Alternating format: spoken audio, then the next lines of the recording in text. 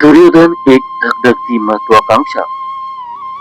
इतिहास नेहमी विजेत्यांनी लिहिला आहे, म्हणूनच तो आपल्याला पांडवांचा वाटतो.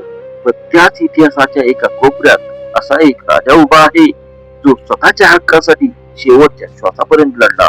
तो विलन होता की त्याच्या परिस्थितीत अडकलेला एक योद्धा. आजची गोष्ट आहे कुरु वंशाचा ज्येष्ठ पुत्र दुर्योधनाची. दुर्योधनाचा जन्मच एका अस्वस्थ वातावरणात झाला.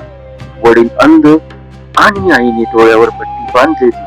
बालपणापासूनच त्याला एक गोष्ट मनावर बिंबवण्यात आली होती, हस्तिनापूरचे सिंहासन त्याचेच आहे. पण जेव्हा पांडवांचे अर्पण झाले तेव्हा त्याच्या मनात पहिली चिंधी पडली. ज्या राज्याचा मी ज्येष्ठ पुत्र आहे त्या राज्यासाठी मला या अतिथीशी स्पर्धा करावी लागेल. हा न्याय नव्हे तर माझ्या अस्तित्वाचा अपमान आहे. दुर्योधनाच्या आयुष्यातील सर्वात मोठी जमेची बाजू म्हणजे त्याची कर्णावरील निष्ठा.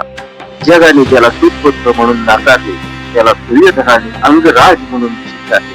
ती केवळ राजकारणाची चाल नव्हती, तर एकाच माणसाने दुसऱ्या एकाच माणसाला दिलेली साथ. कर्णा, तू माझा मित्र नाहीस तर माझा आत्मा आहेस.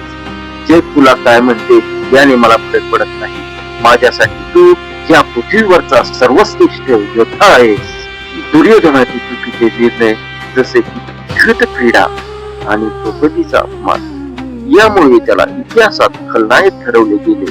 पण त्याच्या दृष्टिकोनातून पाहिले तर तो केवळ आपले शत्रू संपवण्याच्या ईर्षेने पेटलेला होता. त्याच्याकडे 100 भाऊ होते, प्रचंड सैन्य होते, तरीही तो आतून नव्हता. कुरुक्षेत्राच्या मैदानावर जेव्हा त्याचे सर्व भाऊ धारातीर्थी पडले तेव्हाही दुर्योधन शरण आला.